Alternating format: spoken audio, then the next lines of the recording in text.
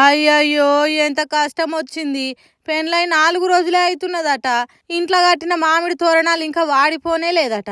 చుట్టాలకు పక్కాలకు పెండ్లి సంబరం తీరిందో లేదో సైన్యం నుంచి ఫోన్ వచ్చిందట.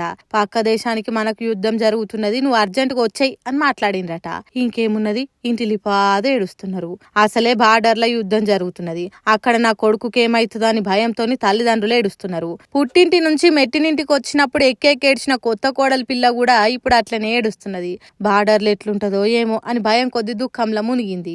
బార్డర్ కు పోతున్న కొత్త పెళ్లి పిల్లగాడైతే అందరిని పట్టుకొని ఎక్కేడ్చిండు. ఇంటి నుంచి రైలు ఎక్కేదాకా పాపం అందరు ఏడ్చిండ్రు. ఇంత దుఃఖంలో కూడా ఆ జవాన్ దేశాన్ని రక్షించటానికి పయనమైపోయిండు. పాకిస్తాన్ ఎన్నులా వణుకు ఉట్టించటానికి వస్తున్నా, కాసుకోన్రా అన్నట్టు బయలుదేరిండు. మహారాష్ట్ర రాష్ట్రంలోండే మనోజ్ పాటిల్ అనే ఈ జవాన్ బార్డర్లకు పోయి ఉల్ఫా ఉగ్రవాదులను మట్టుపెట్టి మంచిగా మళ్ళా ఇంటికి తిరిగి రావాలని, వాళ్ళ ఇంటోలు సంబరపడేటట్టు కావాలని కోరుకుందాం. జై జవాన్, జై జై జవాన్ అని అంటున్నారు. పాటిల్ పట్టుదల చూసిన దేశ పబ్లిక్.